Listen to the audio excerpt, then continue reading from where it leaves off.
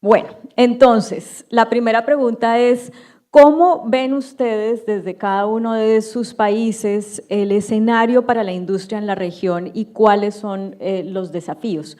Voy a comenzar con el señor Molano primero. Adelante. Muchas gracias.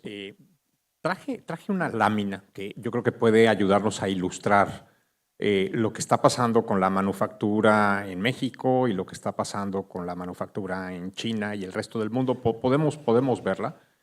Realmente lo que estamos viendo es una declinación del PIB manufacturero. Digo, obviamente la línea roja que está hasta arriba es China, en donde se convirtió en la fábrica del mundo y con una participación en su propio PBI de alrededor de 30 puntos que ha venido declinando. En el mundo ha declinado la manufactura. Lugares como México mantienen entre 18 y 21 puntos del PIB en manufactura, pero el problema de esa cifra es la volatilidad. Realmente México entra a los mercados como un proveedor de mano de obra, a los mercados internacionales, y eso le pone un montón de volatilidad al PIB manufacturero. Quizás, y Dante y Joaquín probablemente nos pueden dar más detalle, hay cierta esperanza en Brasil y en Argentina, porque tienes un incremento del PIB manufacturero en los últimos 5 años, aunque la tendencia de los últimos 2 años es relativamente a la baja. Todos estos son datos del Banco Mundial. La participación en la región de la manufactura es a la baja. Y yo creo que es importante pensar qué está pasando. Hay efectos de demanda para un país como México. Estados Unidos está demandando menos productos industriales de todo el mundo y creo que pues, eso complica las cosas. Obviamente pues, también ahí hay un problema tanto en Estados Unidos como en México, en donde las cuentas públicas no están balanceadas y la inversión se está financiando con ahorro externo. Y entonces eso inevitablemente te lleva a un déficit de la cuenta de bienes, de la cuenta corriente. Quizás Estados Unidos y México están condenados a convertirse más en economías de servicio. Y bueno, creo que sí hay un montón de políticas públicas en las que podríamos pensar como región norteamericana para hacer que la manufactura regrese. Quizás usaría yo mi último minuto para hacer una reflexión acerca de Estados Unidos. En Estados Unidos está en el dilema de política pública de la administración Trump de traer la manufactura de regreso a Estados Unidos. La línea roja de hasta abajo es Estados Unidos. Realmente la declinación de la manufactura americana no se ha revertido con las políticas de Trump y probablemente ellos tendrían que pensar qué políticas quieren impulsar, si anti-migración o anti-comercio, porque definitivamente van a tener que impulsar una de las dos vías, pero no pueden impulsar las dos. Si quieres tener más manufactura en Estados Unidos, necesitas más inmigrantes, necesitas más mano de obra. Si quieres ser anticomercio, no puedes tener políticas antimigratorias. Yo creo que yo lo dejaría ahí, Claudia, 30 segundos antes. Muchas gracias. Muchísimas gracias, Manuel. Me hiciste pensar ayer en cuando Bruce McMaster nos decía que no estamos ya en los tiempos de la geopolítica, sino de la geoeconomía. Y bueno, nos dejaba esta reflexión. La misma pregunta para Joaquín Levy. Muy bien. Me pediram que hablara em português, então vou falar em português. O Brasil, acho que como em outros países, falando especialmente da indústria de aço, há uma correlação muito alta entre o crescimento da economia e a demanda por aço. Isso não é surpresa, no Brasil mais ou menos 1/4 da demanda de aço é automobilística, mais ou menos 20% é na indústria de equipamentos e uns 37%, 40% é a indústria de construção, incluindo a infraestrutura. Então, se esses setores vão bem, a demanda de aço aumenta. Se eles estão parados é mais complicado. No Brasil, nos últimos 3 anos, a economia tem crescido. A indústria, que vinha até seguindo aquele caminho que foi mostrado agora, deu uma respiradazinha, voltou a subir um pouco. Nos últimos meses, anda de lado, porque nós estamos tentando vencer ainda o rescaldo da inflação da Covid, e o nosso Banco Central tem mantido uma política uma política monetária bastante apertada. Mas ainda assim a economia continua crescendo. O que nós vemos então num mundo diferente, qual o papel que a indústria, particularmente de aço, deve ter. É óbvio que, particularmente para um país grande produtor de minério, é importante ter uma indústria de aço. Não seja pelo seu valor até de segurança nacional, você mencionou geopolítica, hoje em dia é uma consideração que você tem a mais. Também a gente viu na apresentação anterior como que a entrada de aço às vezes se dá através de produtos. E na medida em que a nossa demanda vai crescendo, a gente tem que ver o que é atendido pela nossa indústria e o que é importado. Tem que haver um equilíbrio, não é nem só um, nem só outro. Mas o importante é que nós tenhamos um equilíbrio. E hoje a demanda, ou a importação indireta de aço, quase que é maior que a importação direta de aço no Brasil. Então, obviamente, esse é um motivo de reflexão para as nossas autoridades.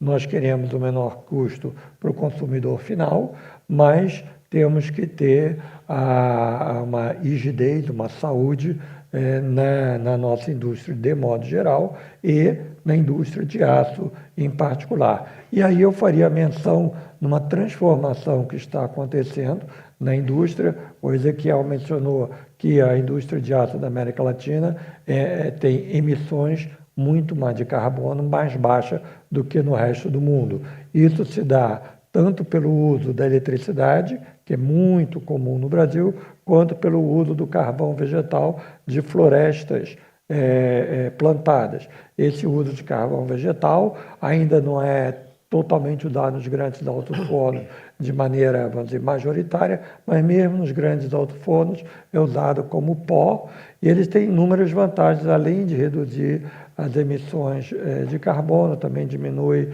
o enxofre, melhora a própria qualidade do ferro que é produzido a partir daí.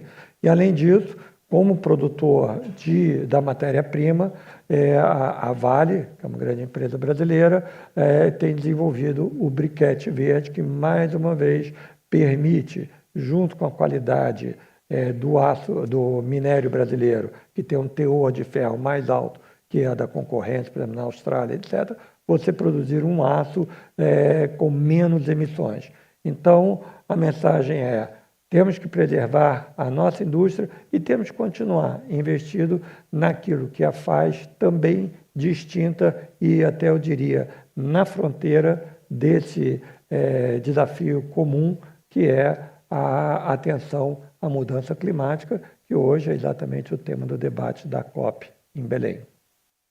Exacto, darle el valor que merece ese diferencial. Muchas gracias, Joaquín. Dante. Bueno, antes que nada, muchas gracias al Acero por la oportunidad de estar aquí y poder compartir con todos ustedes y con este panel las vivencias y lo que estamos viendo en todos nuestros países. Argentina está en un momento muy particular. Argentina, algo contó ayer Martín Rapalini, estamos ante un país que está ante un cambio de régimen económico. Y este nuevo régimen económico está buscando su equilibrio. Y siempre que hay un cambio de régimen económico, hay cambio de renta intersectorial. Entonces, en esta nueva coyuntura es donde tiene que adaptarse la Argentina. Piensen que venimos de una economía totalmente desanclada, en las puertas de un proceso de hiperinflación, altamente regulada, con trabas a la producción, con trabas para importar, para exportar, precios máximos. No había estructura de costos y un horizonte de planeamiento que no superaba los 2 o 3 meses. Piensen que teníamos negociaciones salariales todos los meses. Desde hace 18 meses el gobierno ha implementado un programa económico que tiene 3 grandes pilares. Por un lado, todo lo que tiene que ver con la estabilidad macro, volver a ser una economía normal. La principal fuente de tracción, el principal ancla es superávit fiscal, un programa de astringencia monetaria muy fuerte, con un banco central recuperando su valor patrimonial y siendo una economía con baja inflación. Piensen que Argentina, al estar en un proceso de alta inflación, perdió su sistema financiero. Tenemos menos del 10% de depósitos sobre el PBI. Somos una economía sin crédito, sin profundidad financiera. La segunda gran pata del programa es un fuertísimo proceso de desregulación, desregular las estructuras del sector público, sacar peso del sector público para darle más peso al sector privado. Y el tercero es un programa de apertura económica. Entonces, esos tres pilares es lo que están de alguna manera reformateando el modelo de la economía argentina. Y eso cambia los modelos de negocios.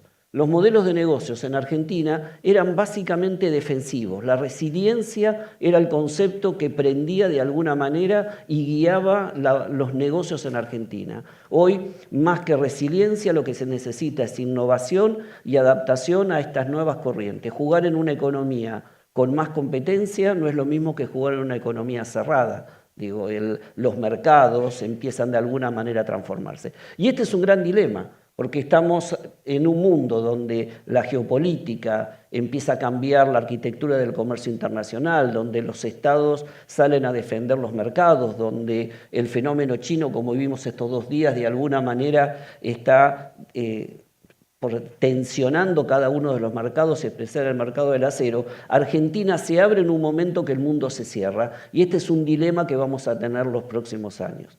¿Cuál es el cambio más importante que hay en la base de la estructura económica argentina?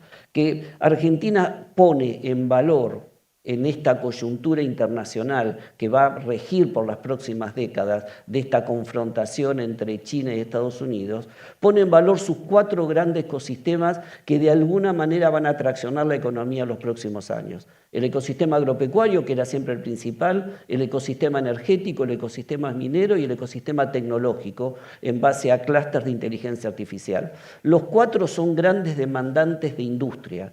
Los 4 son grandes demandantes de bienes de capital. ¿Cuál es el gran desafío para la industria argentina? Es poder hacer un proceso de reconversión en una economía con bajo nivel de confianza todavía en las reglas institucionales y poco sistema de financiamiento, poder reconvertirse para adaptarse en este sector.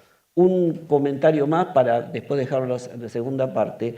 Claramente Argentina también sufre el proceso de presión de importaciones de bienes chinos, pero aunque parezca una paradoja, las importaciones de maquinarias y equipos chinos, más que a la industria argentina, molesta a la industria brasilera. Acuérdense que nosotros estamos integrados al Mercosur y gran parte de las importaciones de bienes de capital de Argentina o de maquinarias venían de Brasil. Cada vez que aumenta la importación de productos chinos, baja en mayor proporción la importación de bienes de Brasil, y ese también es una fuente de tensiones que vamos a tener que lidiar los próximos años. Muchísimas gracias, Dante. Y aquí la importancia… Saqué los 30 segundos de él, ¿eh?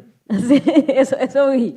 Aquí la importancia de trabajar coordinadamente con otras industrias en desarrollo, como las de las tecnologías. Alejandra, pues si bien tú eres colombiana, nos traes la visión de CAF como Banco de Desarrollo, y en una de las diapositivas que nos mostraba Anthony hace un rato, uno de los puntos que destacaba para hacer frente a esta situación pues es el financiamiento, y eso tiene todo que ver con la razón de ser de CAF. ¿Cómo estás viendo el panorama desde esa óptica? Pues muchas gracias, Claudia, por la pregunta, y gracias al Acero por esta invitación. También para mí es muy interesante, aprendo un montón, y poder ver la visión en profundidad de estos 3 grandes jugadores en el mundo del acero de la región, pues es fascinante. Yo vengo de CAF, Banco de Desarrollo, tenemos 25 países como miembros y llevamos 50 años, y un poco la visión que tenemos es una visión a largo plazo, ¿no?, del desarrollo de la región. Y en ese sentido, aunque uno ve los números, y sobre todo los que estaba presentando ahorita Manuel y los que vimos de la OSD, que son bastante desafiantes, por decirlo así, la realidad es que a mediano plazo el acero es algo que es importantísimo para el desarrollo de la región.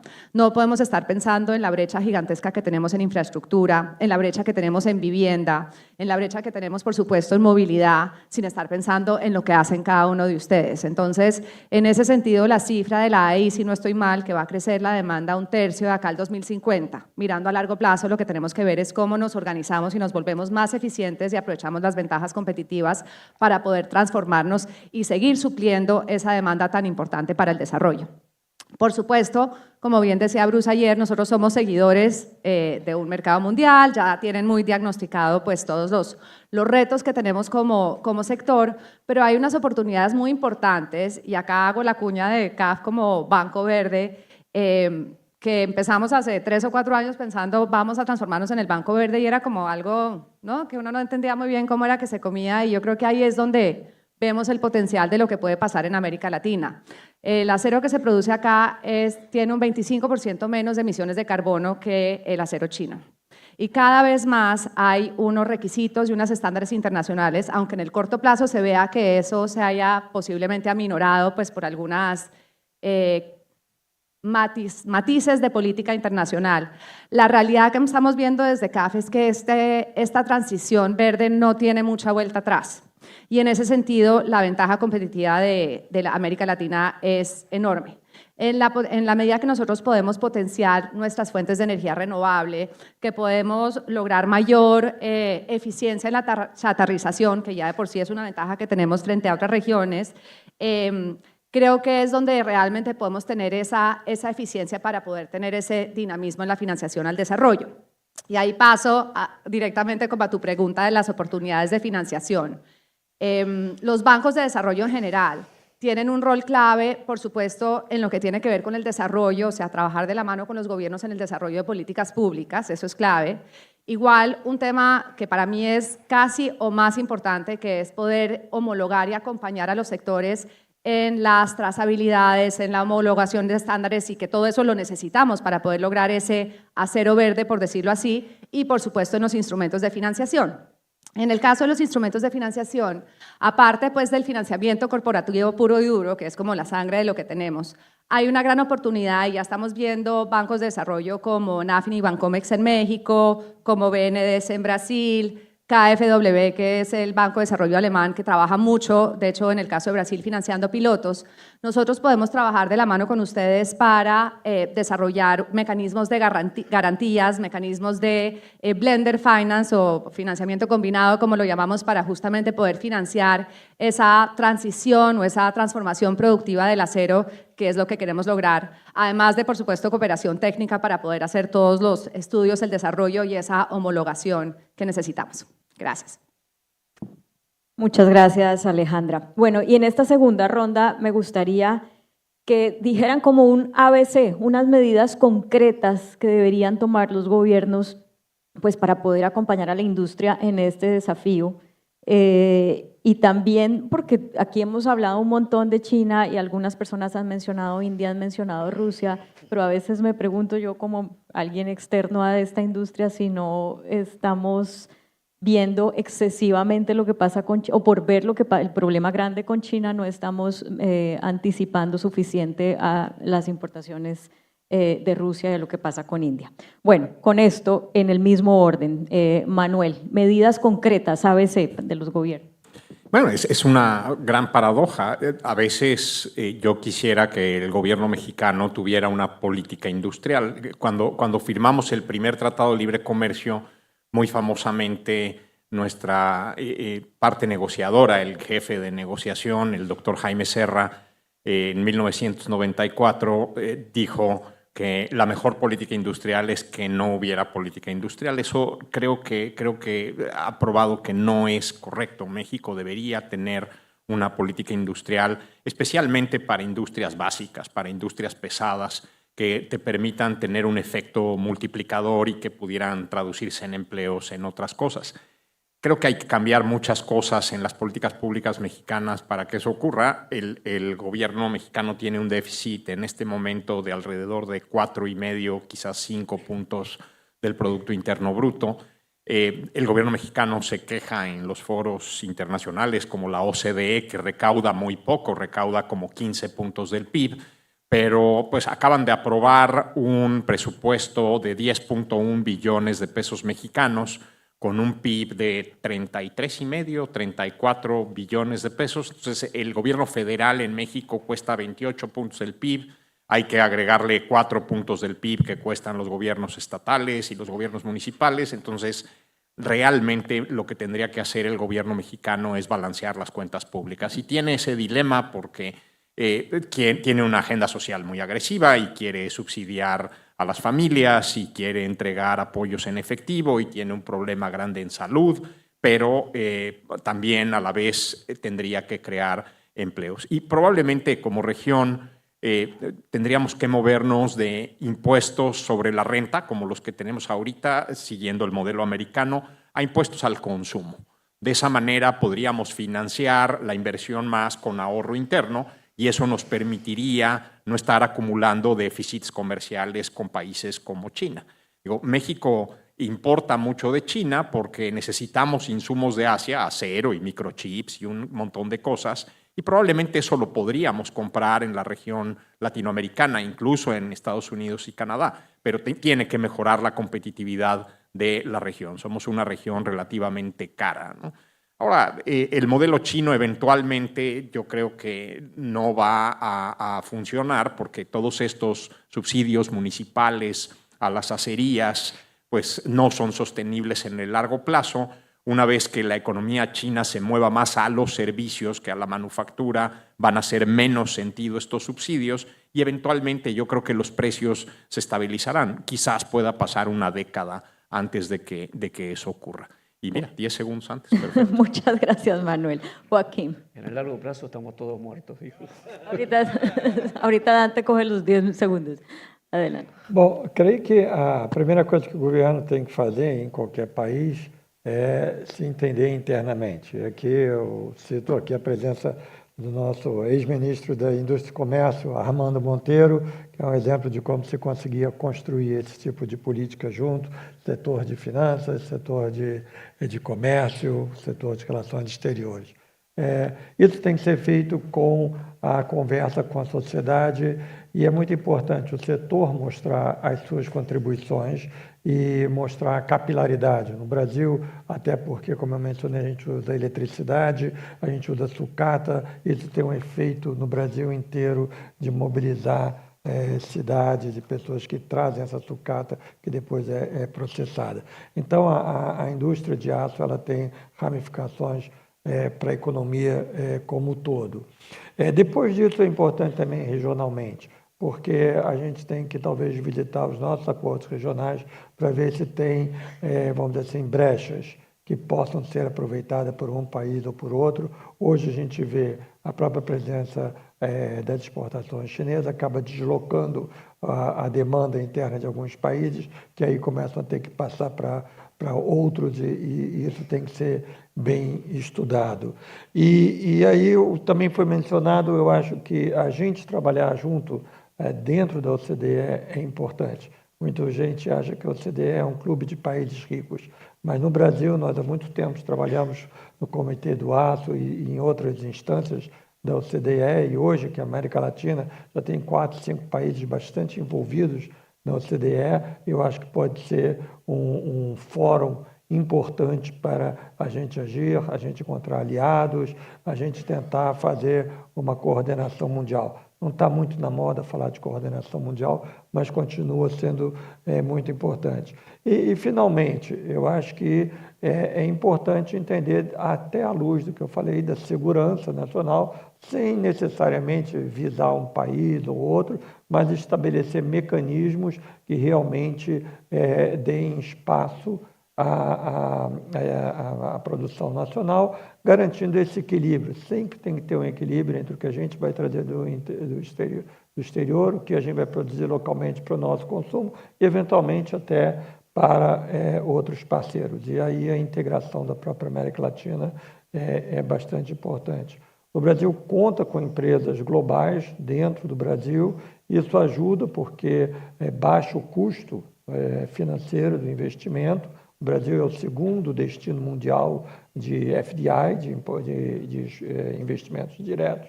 Então, acho que essa estratégia de articulação do setor com a sociedade, o governo, nossos parceiros regionais E também, a nível mundial, inclusive com a CDE, eu acho que é urgente, necessária, indispensável. Muchas gracias, Joaquín. Dante.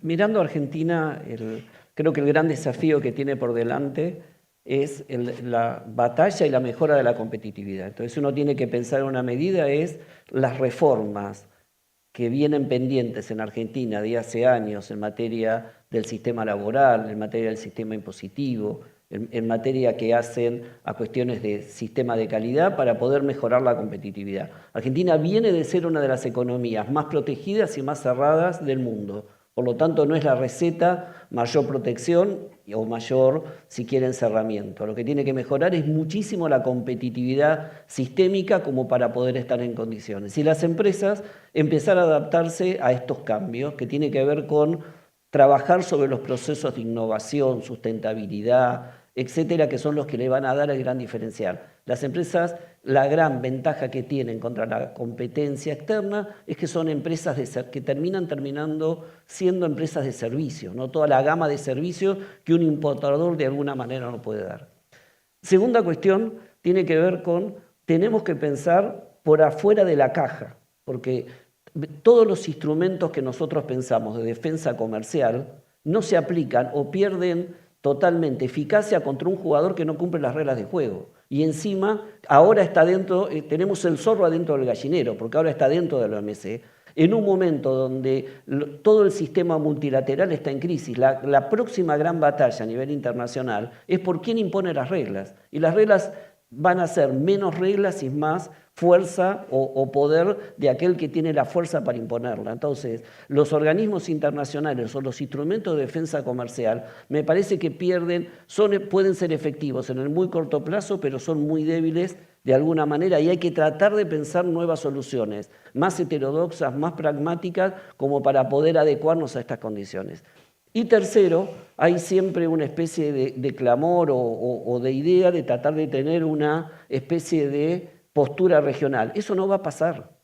La región de América Latina no existe, solamente en la literatura y en las canciones que canta Mercedes Sosa. Pero después cada país busca la solución para sus problemas y es muy heterogénea. Las estructuras productivas, las estructuras ideológicas y los gobiernos que tuvimos. Fíjense el Mercosur, en 25 años, con la aparición de China en los últimos 25 años, nunca pudimos tener una postura común al fenómeno comercial más importante del último siglo, que fue la aparición de China. Entonces creo que hay que hacer mucho trabajo adentro de cada uno de los países, entendiendo las lógicas y las limitaciones. Hoy ir a pedirle, por ejemplo, protección al gobierno argentino, te sacan de una patada, porque lo que está viendo es cómo se integra al mundo, cómo mejora la competencia y cómo pone hoy, en los próximos años, al consumidor en el centro del debate, en un país donde la industria necesita mejorar la competitividad y lo que está buscando también es mejora desde el punto de vista de precio. Entonces creo que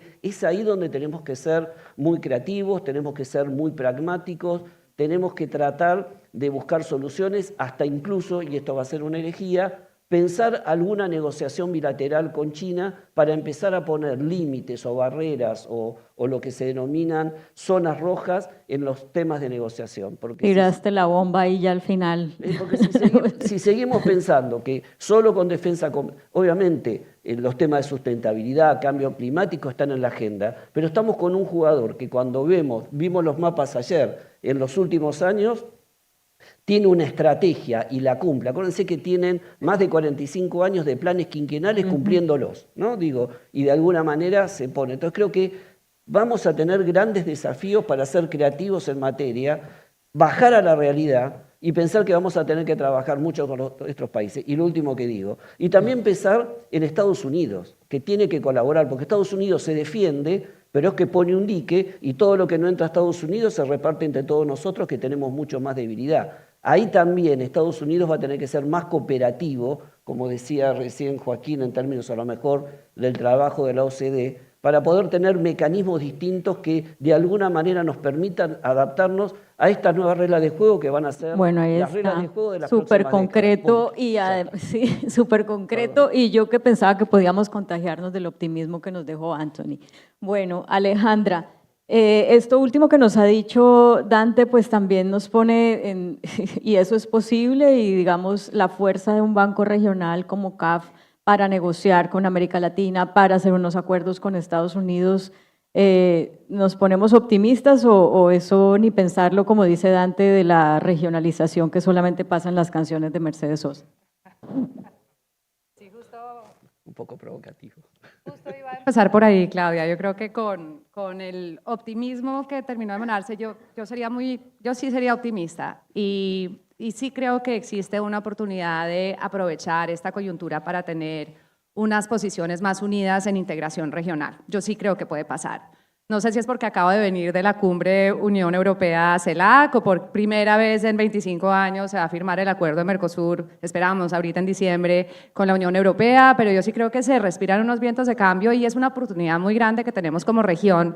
En este momento, solo una estadística, nosotros el comercio intrarregional es solo el 15% del comercio total que tenemos como región, comparado con más del entre 30 y el 40% de las otras regiones del mundo.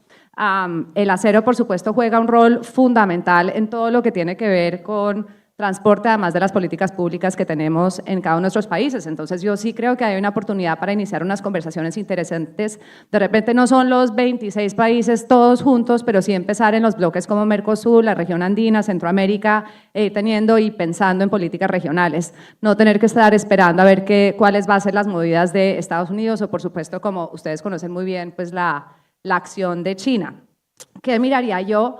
En el corto plazo, por supuesto, uno tiene que estar pensando en esas movidas defensivas, como estaba diciendo Daniel, digamos, de las políticas gubernamentales, de cómo entender muy bien esta guerra arancelaria y bueno, y lo que ha pasado, que es más a largo plazo con esta industria, ver muy bien, pero también toca ir pensando a mediano plazo cómo es que va a ser esa reconversión, porque es que yo sí creo, y de repente también es por lo que voy para Belén mañana, que esta transición verde no tiene vuelta atrás y es una ventaja competitiva que tenemos como región.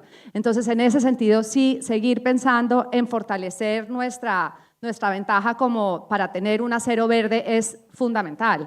Y son, por supuesto, inversiones costosas, son unas apuestas a mediano plazo de las industrias, pero para eso es que están el sistema financiero, para eso están los bancos de desarrollo y por eso están esa visión a largo plazo pues, de los organismos regionales y también pues, de cada uno de los gobiernos. Entonces, sí pensaría como un poquito a mediano plazo estar pensando cómo es que vamos a seguir fortaleciendo esa reconversión, porque, digamos, hay herramientas como el Carbon Border Adjustment Mechanism de la Unión Europea, que ya para el 2026 se pone en plazo, donde empiezan a cobrar los el acero que no se considere verde.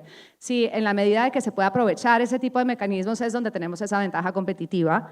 Y cerraría con la importancia de poder tener esas apuestas para la innovación y la transformación del sector. El Brasil nos lleva tiene unos ejemplos muy bonitos, sobre todo en el nordeste, de ir buscando estos clústeres donde acerquen la producción del acero con hidrógeno verde, con unas fuentes renovables, y yo creo que eso es algo que se puede replicar en otros lados de la región.